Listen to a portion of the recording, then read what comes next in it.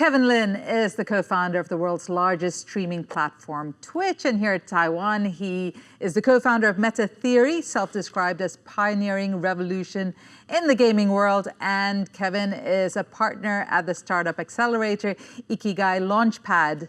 The list goes on. We've got Kevin here with us, so let's ask him about this. You are now one of the world's most recognized Asian American founders, but your journey started in a very different place. So for many people who think that they have to do what they set out to do from the beginning, what is your message to them? Life is entirely random. Yeah, I did not expect to get into entrepreneurship. I ended up in San Francisco, not because of tech, but for a random beverage startup my brother introduced me to. Never thought I'd end up there. So yeah, it just, my journey is maybe while somewhat random and non-deliberate, should prove to anybody that anybody can do anything, I think.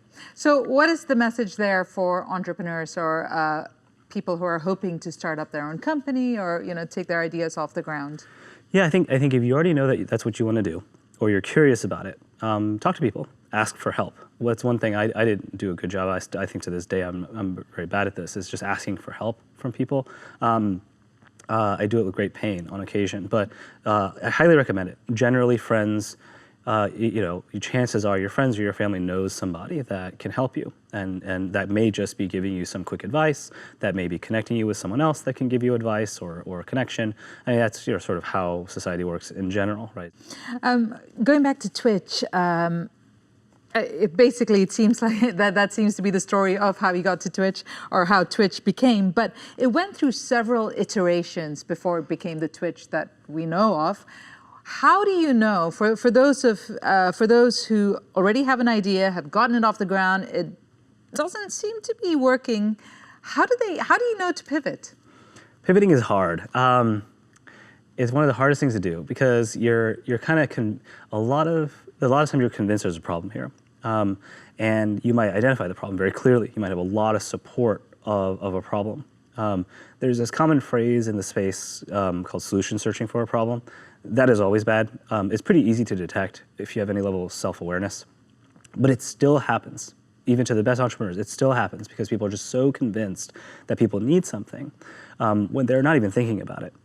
So the pivot point can be very difficult for multiple reasons. One being you're obsessed with the problem, two being you don't see the other alternatives, or three, you're just really stubborn and just stuck. And so I'd say mechanically, if you are not hitting product market fit, that includes user growth, retention, maybe some version of monetization, depending on what kind of platform you are, and you're almost at 18 months of runway left, you need to pivot. You're gonna run out. It takes, these days, this market recently, and market cycles are very fast these days, but it's hard to raise. It's slow. Unless you have, second-time founder, or you're already networked in, or you're totally, amazing in your field, it's hard to raise. It takes time. And so a lot of venture capitalists they don't really have to move very quickly.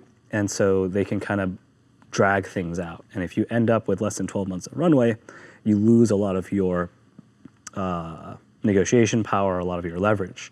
So that's generally what I recommend. If you don't have that much, then you just got to go fast, and you have to be honest with yourself on data. You have to architect your data capture really well. You have to be really disciplined about user feedback, and if you're just not seeing it, pivot as quickly as possible. The good news is if you've done all that, you have a relationship with a certain subset of users, and you can go back to them and say, okay, what about this solution? Or completely pivot problems altogether. But it's a lot about survivability. Kevin, being you and having kind of already taken that journey and you've lived that entire journey, I'm sure a lot of people would want to be mentored by you or would want to be part of or get Ikigai to take them through their entrepreneurship process. But what is it that you look for personally when someone comes to you with an idea, and two, in the person that's coming to you with an idea? Yeah, I mean, the idea for me is sort of like it's pretty simple. One is, am I interested in it? Like, can I hold attention for the idea? Two is the idea big enough? Is the problem big enough? As in, can it be billions of dollars in valuation of a business? Can it hit at least hundreds of millions of dollars in revenue? And then you look at that from a top-down and bottoms-up economic view, right? Top-down being, okay, the gaming market, as an example, is roughly $300 billion a year. Do we think this company can reach, 0.5% of that? Okay, maybe. Gaming is actually really hard. Gaming is sort of this weird blend of art and science and storytelling and music and narrative, and it's very, very hard business, and it is, unfortunately now, in a very tough spot because of AI and sort of changes to how development will work. But the market has to be big, or you can sort of convince yourself of a bottoms-up model, which is, okay, well, I can sell my product for this much to customers. I make this much margin. How many customers are out there? What percentage of the customer base can I reach? And generally, investors will give you credit in the long view for 10% of a market. Okay, so you look at both of those. Is this a business? Is this a big business? And when you're saying 10% of the market, are you talking about the market just in Taiwan, or you're hoping that Global. they're seeing beyond? Yeah, Wow. I only look at global. Yeah, for venture, you have to go global. I mean, it's not to say you couldn't build a big business here, certainly, right? Going back to gaming again, Taiwan does punch above its weight in terms of game spend per year. So you could build, a business that makes hundreds of millions of dollars just from the Taiwan audience, but it's hard. It's very hard. So really, we look only for companies that are looking for global growth. Okay. They could start in the US or Europe. They could start in Southeast Asia. We don't have a super strong preference as long as the economics make sense. The third piece is really just the idea itself is sort of it's a basic intelligence test. Can you put enough context into a sensical format that you can convince someone who knows nothing about this that the idea is interesting and good? That's basically what a pitch is to me. I don't dig too deep on like the science behind things necessarily at first blush, but does the founder hold the capability to communicate well, clearly, complex, abstract ideas? And then a big part of it is just the founders. Do we feel good about them? Could we see ourselves working with them? Could we see ourselves? What makes you feel good about someone?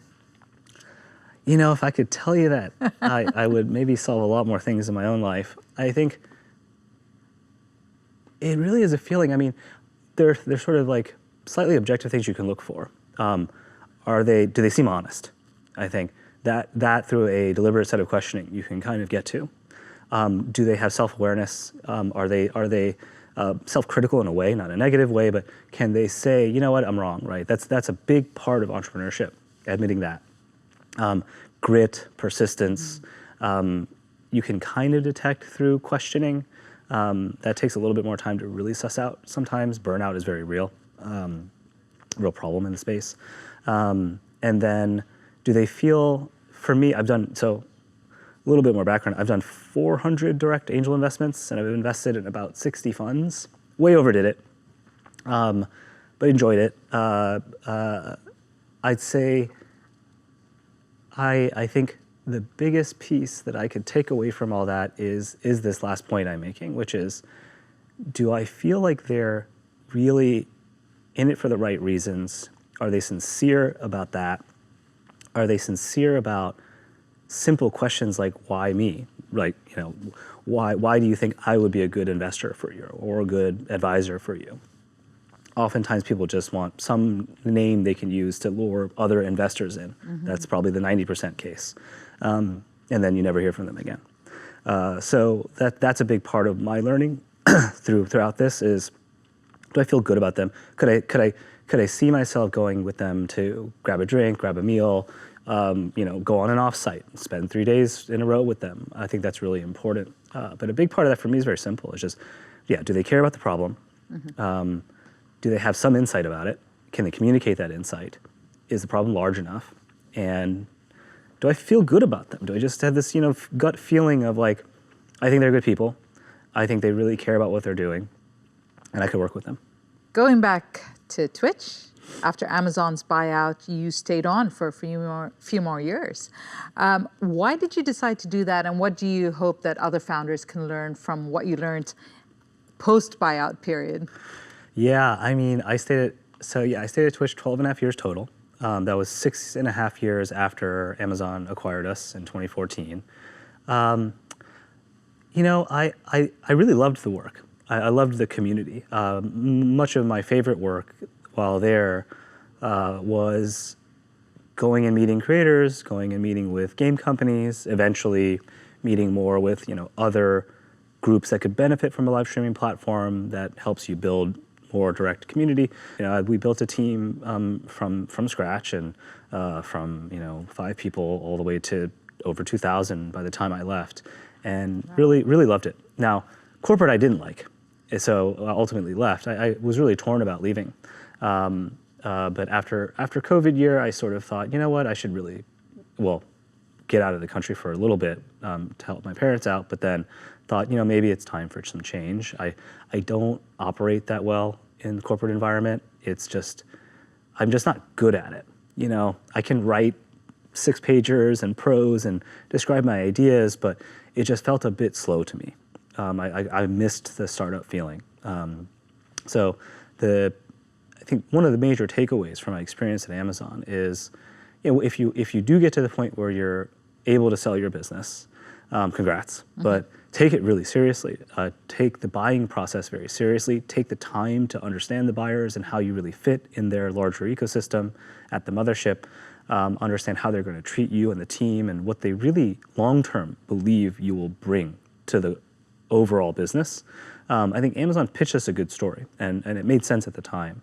They had a game strategy, they had a game engine that they were building. All of it kind of pieced together well. A lot of our own ambitions, not having game development studios or ability internally, how we could more deeply integrate with games. The problem is when you have all these new shots on goal happening, if one of them doesn't work, then the rest of the pillars kind of start to crumble, right? And so that overall strategy that we were excited about didn't quite work out, which is fine. We still able to do the thing we wanted to do. But it is just slower. And corporate's full of politics and bureaucracy and all those things that people say. I just didn't like it. I just, I don't have any hard feelings about any of those people or getting bought or anything like that. I just realized my day-to-day was just less fun and less interesting. So ultimately left. But I'd say just think through that, be careful, know that it's not yours anymore, so you have to be okay with that. It's life-changing, of course, but you're swapping one thing for another in many cases. Not always do integrations go poorly. Ours was fine, but a lot go poorly, and a lot of founders end up leaving. So just know that your baby, this thing that you've worked so hard for so long, isn't yours. It's just not. Someone is buying it, or you're IPOing it. Now it belongs to shareholders. Your relationship with the company and the team is going to change. So you just have to understand that. And that brings me to Metatheory. Why? I mean, you could have sat back and enjoyed life in a very different way. Why did you decide to launch Metatheory, and what was the big takeaway from your experience up to this point that you're applying to this? Yeah, Metatheory. So Metatheory, I was here in Taiwan for 6 months, from December 2020. I came out of quarantine, December 2020 through May 2021 before lockdown here finally happened. And I was just goofing off. I wasn't doing anything. And it was interesting because my mom, this stuck with me the whole experience, the first 6 months here. It was the second Sunday we were here. We had just gotten out of quarantine, basically 8 days before. And I was just going out with friends until 2 a.m., not contributing at all to society. And my mom had convinced me to leave. She was really, always after the acquisition, she's like, why don't you just quit and relax? Why don't you just quit and relax? Why do you keep working so much? Why are you flying all over for work? Like, you're really killing yourself. It's unnecessary stress, blah, blah, blah. So I finally quit. December 1st, 2020 was my last day. By December 20th, which was 8 days after we got out of quarantine, or the eighth morning, I go get breakfast, bring it back to the apartment. We're all staying together in an Airbnb near Anholu. And before I could even take a bite, my mom says, "You have no purpose." And I was like, "Geez, Mom, you're the one that told me to quit my job. Like, what are you doing here?" She's like, "You need something to do." And I was like, "Okay, that's true." Anyway, flash forward 6 months. I wasn't doing anything. I was still, I was meeting with founders here. I was still talking to my portfolio companies, but I wasn't really doing a whole lot. And then lockdown happened, and I had been talking to some friends about some ideas that we were tossing around and sort of just iterating on in our minds through conversation, and decided to pull the trigger by the end of 2021. We really became somewhat obsessed with the sort of blockchain Web3 craze. more as an underlying technology and more as a somewhat philosophical, but truly possible reset of the internet. And so we decided, well, there's all this talk of we need onboarding onto this new web, essentially data structure.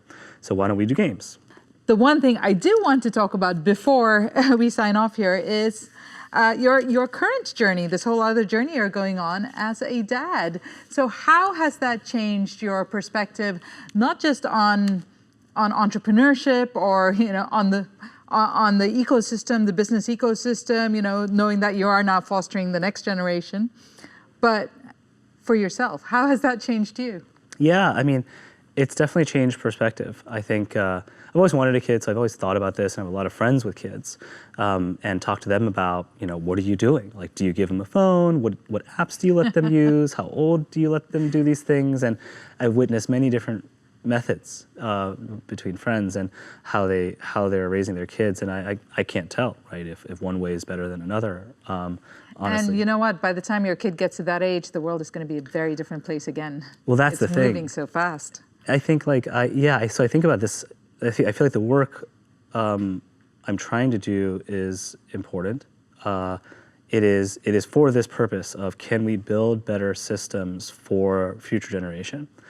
AI is this incredible opportunity for fast change there, for hopefully entrepreneurs that really put users first, who really care about their customers, the person that is using their product, and figuring out new business models and new ways of engagement that don't abuse them.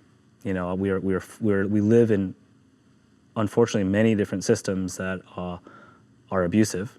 And I think that work is now ever more critical for these future generations. And I just understand, I just want the kid to be happy. I want him to be, a productive member of society, find something interesting to do.